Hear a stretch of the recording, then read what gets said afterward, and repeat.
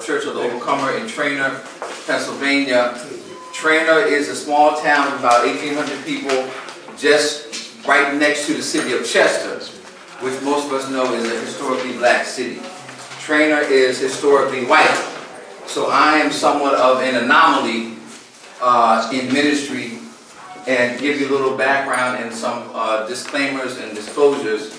I have been doing prison ministry for about 35 years. I started when I was very young. I came up in the old church, and I say the old church with a sense of pride and dignity, because in that era, in the late 70s, early 80s, in order for you to be licensed and ordained, you had to go to the prison. You had to go to the nursing home. You had to go stand on the street and talk to people. You had to do those type of things, works of service, in order to be licensed or ordained. Now, it's just whoever has the gift of gab can come up and have an offering line and a healing line, as Dr. Singleton said. And that is very disturbing to me. But that is my background and my faith tradition, and I carry on that tradition. In terms of prison ministry, I've been to most prisons. I've been to prisons all over Pennsylvania, out of state, and even internationally doing the work that we do. Also, I have a son that's doing life, but as I said, my prison ministry didn't start because of my son. It started when I was 19 years old, and I knew I was called to the ministry. So that is something that, again, enforces the work that I do. And my youngest son has had some challenges with the law as well, and it's very challenging because you have, a mother that's doing phenomenal things, you have a father that's doing these phenomenal things, and how in the world did your kids get caught up in that? And I say that to everyone to say, you don't know who it's going to be. And no matter how good a person you are, it does not mean that it will not touch you or your family. That's why I'm sensitized. I was sensitized before, but I'm even more sensitized now. Okay? So at our ministry, Church of the Overcomer, I came from, and also in full disclosure, I came out of one of those mega churches, like what Doctor was talking about. And I was on staff. I wasn't the pastor, and I've never been a playboy. Okay, I've been married for 32 years, same person. Have a wonderful marriage. But I saw all that as a young man coming up. When I knew, even before I was licensed, when I was 16, 17, I knew that I was attracted to just being able to help people and guide people along their way. So I kind of knew at that age I wanted to be in ministry. But I would hang around with preachers and they would do all kind of things. But I had enough of my own inner wisdom, and then I had the scriptures to read for myself to know that don't do as they do, but to do according to the scripture. So I say that to say that you can do things right and righteously if you choose to. So that became my testimony. Now fast forward to 2001, 2000, I left the church where I was, which is a mega church in Philadelphia. But I kind of plateaued there as the assistant pastor. It started out with 25 people. It became thousands. And they had a budget of over $2 million. And I became disheartened when I saw the spirit change in terms of how people were treated, what was done for people or not done for people, what was done for the community. But I was not a person that was going to try to be a rabble-rouser and create a lot of drama within that context. So I took the high road, and I talked to the bishop, and I told the bishop I felt led to leave. July of 2000, we left, and we planted this new, young, small ministry in Delaware County, and ultimately ending up in Trainer, Pennsylvania. And I said to myself I was going to use that as a learning experience. See, even the negative things that we observe every day, we can learn from that.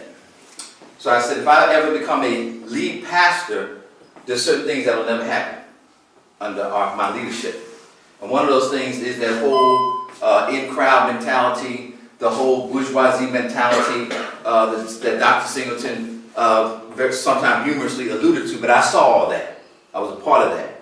And I didn't like what was happening. So in our ministry, about half of our people are returning citizens, formerly called ex-offenders. And I say often in our church, we have people in here from jail and jail, sitting right next to each other. And I think that's a beautiful thing. And you don't know who they are. Because sometimes people that have their master's doctorate dressed out, and the people that just got out of jail, look, they get dressed up because we dress people up. We make sure that they have, that they are able to socialize, they're able to feel assimilated into our ministry.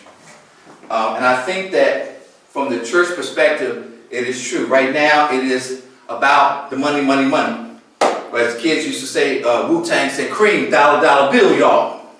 Y'all don't know about Wu-Tang, okay? They say that cash rules everything around me. And sadly, the church has kind of adopted this, become kind of a consumer-driven thing. Consumerism. What can the people in the congregation get? What can the pastor get? I have not received a salary from this church that I planted for 14 years. I've taught, I've been an adjunct professor, I do social work, I do different things. And I'm not saying that because I'm some high, holy person, but I'm saying that because I had the priority to serve the people. And I did have a decent package at the other church, but I realized that in order for me to stay true to my conviction, sometimes that results in an economic shifting. And we have to have values, core values that we believe in. So what we did when we purchased this present location, which was a church and a park, was an old Wesleyan church in a white community. It came with a 4-bedroom parsonage. We began to use that 4-bedroom parsonage as transitional housing and as a means of welcoming home returning citizens, families in distress, youth that are at risk, etc. Then we did the unthinkable thing in 2007 of purchasing 2 more houses on that block with a congregation of less than 75 people, most of them marginalized people. Okay, and at that point, all kind of hell began to break loose within the taxing authorities and etc. As you look at the articles, you'll see they began to challenge this and challenge that. Although this other church, which congregation had been there for 100 years, which was white, had never been challenged. And I said, we must be doing something good. We must be trying to do something, break some barriers. Okay. Now, how can the faith-based community respond so that we don't have what Dr. Singleton laid out before us? Well, we do several things. We have first of all, our response is called Prison to Praise. And you'll see that listed in our bulletin. And we call it Prison to Praise because we don't shy away from prison.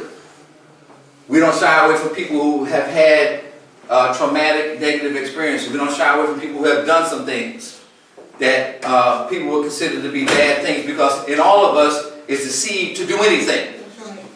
I'm going to say it one more time. In all of us is the seed. If that seed ever germinated, any one of us could pick up a gun, shoot somebody, any one of us could put somebody over a bridge, do whatever.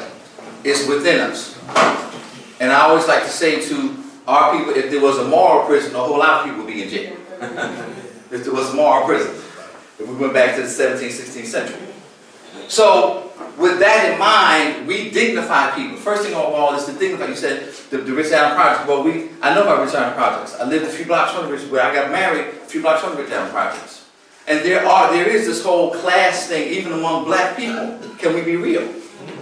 You know, once we get a couple of degrees, once we get a couple of cars that's shiny and they look nice, you know, we want to make sure that we maintain that standard even in church.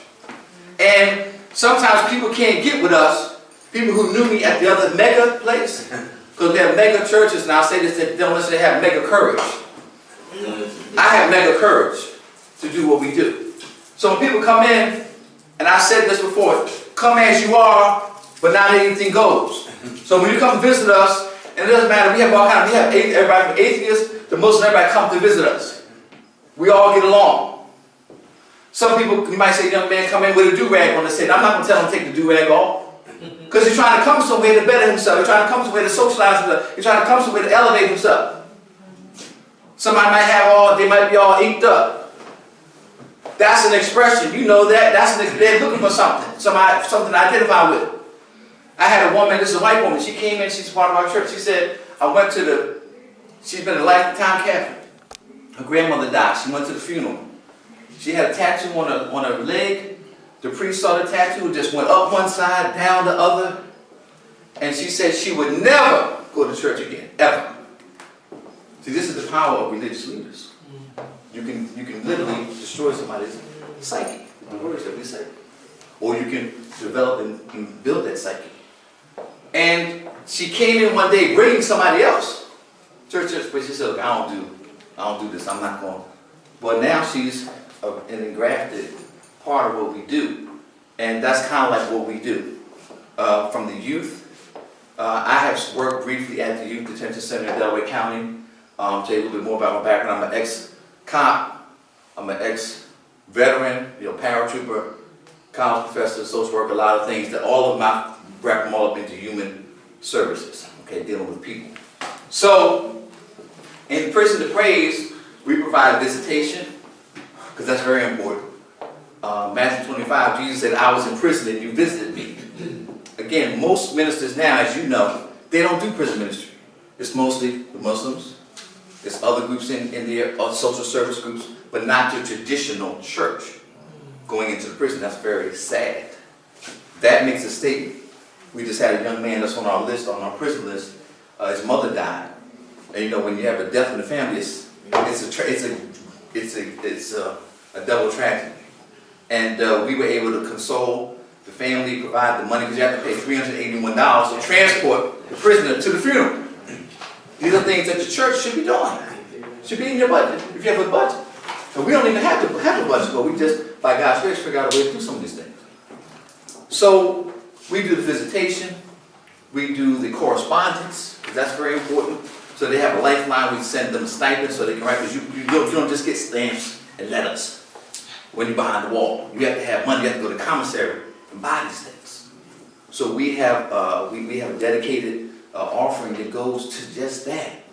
But then we also try to service the family that's left behind.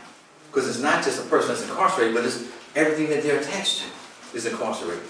So we try to do that. And then, lastly, because 99% of them are coming home, they need a home plan. They need a home plan. And some of them can't go back to where they came from. They can't go back to the relatives because bridges are burned, feelings are hurt, there's a lot of pain there. So we use one of our properties as a home plan. I have a young couple now that's staying in one of our houses across from the church. I had another couple that had an old family staying in the house next to the church that was the parsonage where I could or should be living, but I use that for ministry purposes. So the whole idea of having a prison ministry, first of all, let's start there. Does your church have a prison ministry? What is the extent of the prison ministry? Is it just something where you go in and volunteer? A lot of churches will go in and somebody will preach or teach Bible study once a month or once a quarter. Or is it an intensive thing where you actually develop relationships with those people? Do you designate? Because you can't listen with everybody, but you seek out certain ones that you can handle. Don't buy the one that you can chew. We don't have a prison ministry with hundreds of people. We have a prison ministry that we're able to manage and that we're able to handle. Okay? And we try to follow through with them throughout their entire. So we make a long-range commitment. It's not like we're gonna be with you for 6 months. And then I'm praying for you, brother. So we do this thing, and we're gonna do it to the end. And then if somebody falls off, if I fall off, the mission will still carry on.